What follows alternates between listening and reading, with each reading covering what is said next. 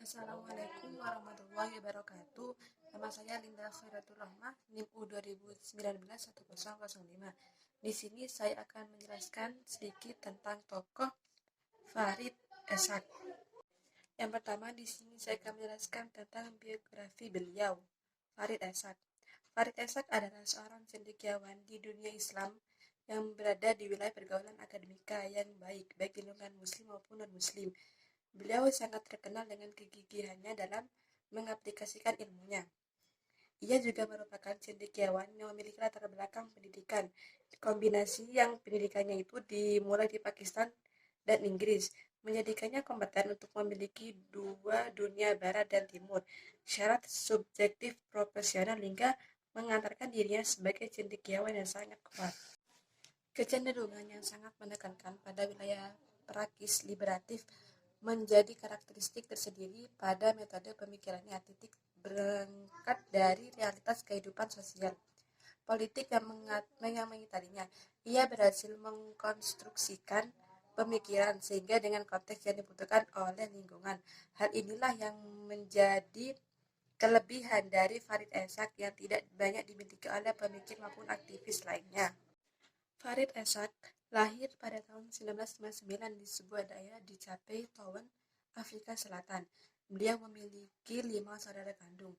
Ayahnya telah meninggalkannya ketika beliau telah berumur 3 minggu, dan ibunya adalah seorang buruh pabrik dengan penghasilan sangat minim.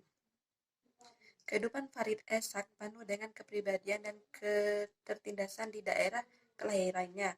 Oleh karena itu, beliau memilih berpindah ke Botewell, sebuah kota untuk orang kulit berwarna di Cape, Afrika Selatan.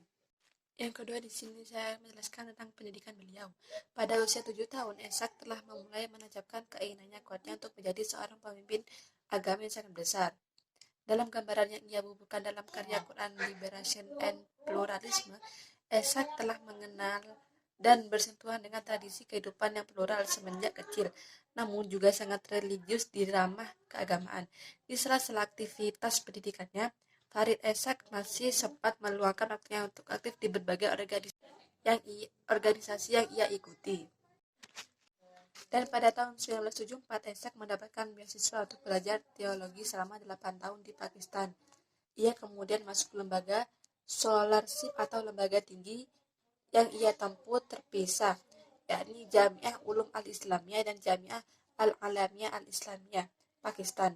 Lambat laun Esak mulai mencintai Pakistan karena kedatangannya dari keluarga muslim dalam situasi minoritas membuatnya prihatin pada pelecehan sosial dan agama atas kaum minoritas Hindu dan Kristen yang memang sering ia jumpai di Pakistan.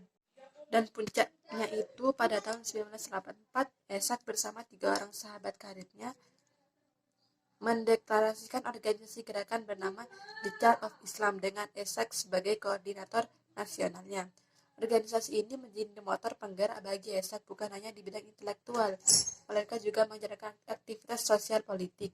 Esak kemudian dipercaya sebagai orang yang memiliki komitmen kuat terhadap solidaritas antar agama untuk mewujudkan keadilan dan perdamaian serta menentang kekejaman apartheid. Dan yang ketiga di sini saya akan menjelaskan tentang konduksi metodologi Farid Esak dalam menafsirkan Al-Quran. Farid Esak dengan keberanian yang dimilikinya sangat meyakini bahwa kitab suci Al-Quran adalah sebuah wahyu yang memberikan pemilihan kepada kelompok lemah atau mustadafin. Maka apapun penafsiran seorang atas Al-Quran harus berpihak pada kaum lemah. Komitmen membangun sebuah masyarakat egaliter, berkeadilan, berkesetaraan, dan tanpa realisme harus menjadi ukuran-ukuran dalam setiap penafsiran teks-teks suci yaitu Al-Quran.